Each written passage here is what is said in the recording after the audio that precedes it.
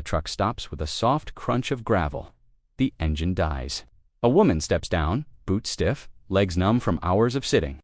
The air feels different, cooler, cleaner. She smells grass, not smoke. Ahead stands a long wooden barracks, freshly painted. Windows are intact, no blackout cloth. A guard opens the door. Inside are rows of metal beds, white sheets, folded blankets. No lice, no straw, no damp wood. She does not move. The women behind her whisper. Some laugh nervously. Others stay silent. This looks staged, to clean, to quiet. They wait for the trick. They expect orders, shouting, punishment. None comes. The lights stay on. The beds remain untouched. For the first time in years, the war feels distant. That distance is unsettling. It feels wrong. It feels dangerous. They stand there, uncertain, holding their breath.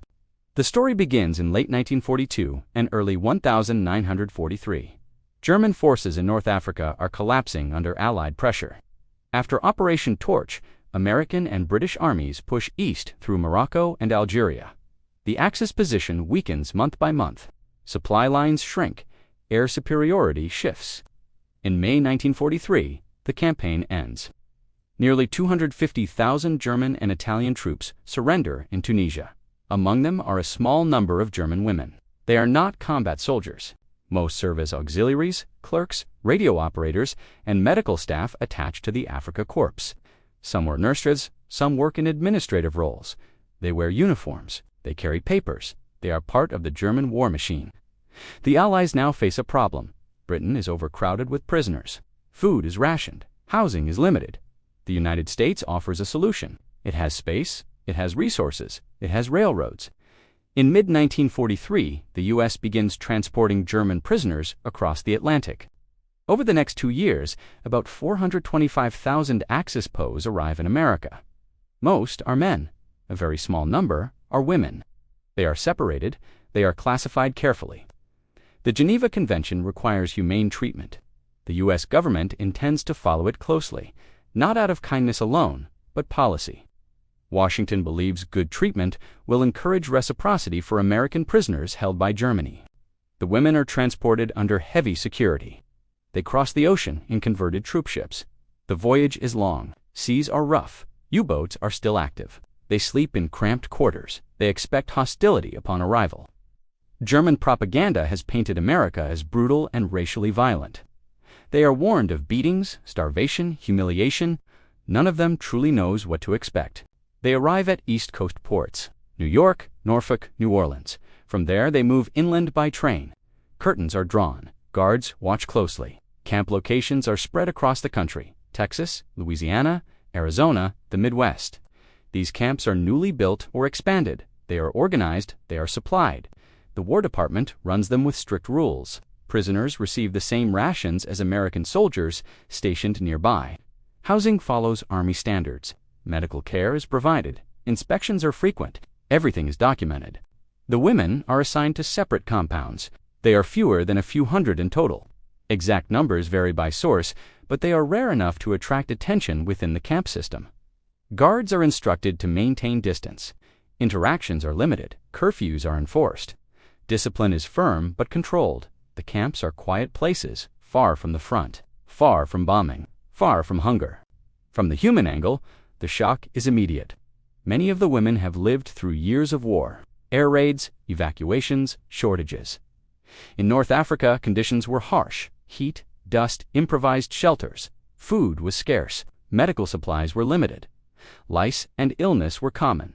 In America, the routine is predictable. Wake up, roll call, meals at set times. The food is plain but filling: bread, soup, vegetables, meat more often than expected. Clean water runs freely. Showers, work. The beds are real beds. Mattresses have springs. Sheets are washed. For women conditioned to deprivation, this order feels unreal. Some refuse to sleep the first night. They expect the lights to go out. They expect guards to return and laugh. Nothing happens. From the tactical angle, the camps serve a purpose. They free Allied manpower. Male POWs are assigned to labor details under Geneva rules: farming, logging, road work. Women are used less often. When they are, it is usually clerical or medical work inside the camp. The U.S. Army tracks behavior closely. Any sign of Nazi organization is monitored. Hardcore believers are separated from others when possible.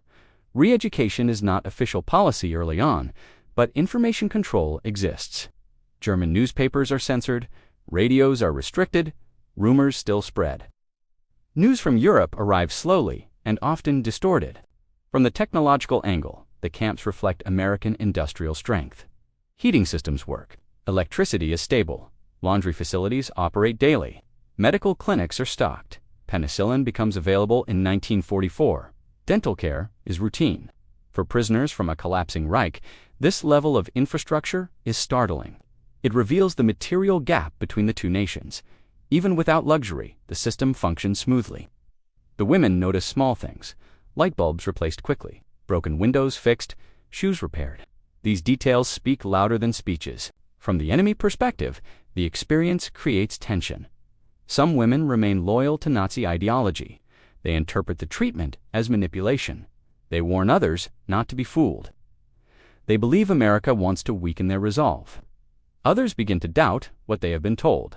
If the enemy is supposed to be cruel, why is the camp clean? If Americans are supposed to starve prisoners, why is there enough food? These questions are dangerous in a totalitarian system. They are discussed quietly, often at night, often in whispers.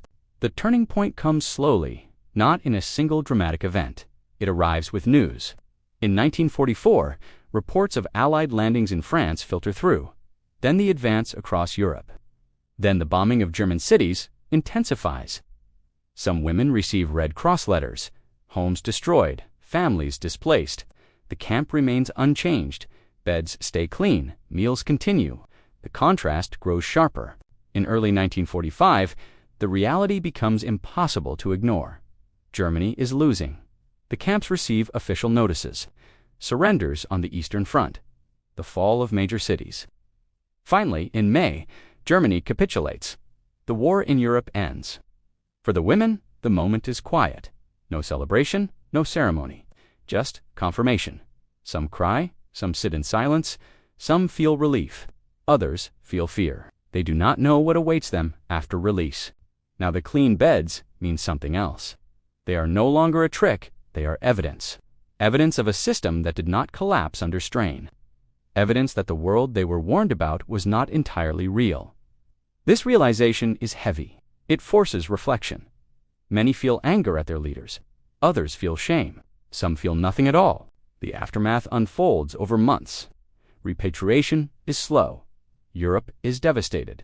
Transport is limited. The women remain in camps through late 1945 and into 1946.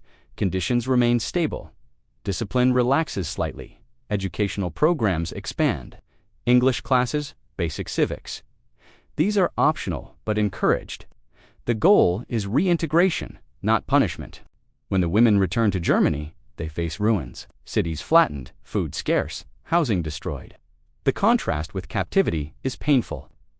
Some admit that their time as prisoners was easier than life at home. This admission is difficult to share. It carries stigma. In a defeated nation, such statements can provoke resentment. Strategically, the American POW program leaves a mark. It becomes a reference point for post-war humanitarian standards. It strengthens U.S. claims of moral authority during occupation and reconstruction. For the prisoners, it complicates memory. Captivity was still captivity. Freedom was restricted. Families were distant. Anxiety never fully disappeared. But the absence of brutality matters. The clean beds matter. The world learns quiet lessons from this episode. War does not erase responsibility. Even enemies remain human. Treatment of prisoners shapes what comes after the fighting ends. For these women, the shock of those beds stays with them for decades. Not because they were soft, but because they challenged everything they were taught to believe. In that silent barracks, with white sheets and steady light, the war revealed another truth. Systems matter, choices matter, and even in total war, restraint can change how history is remembered.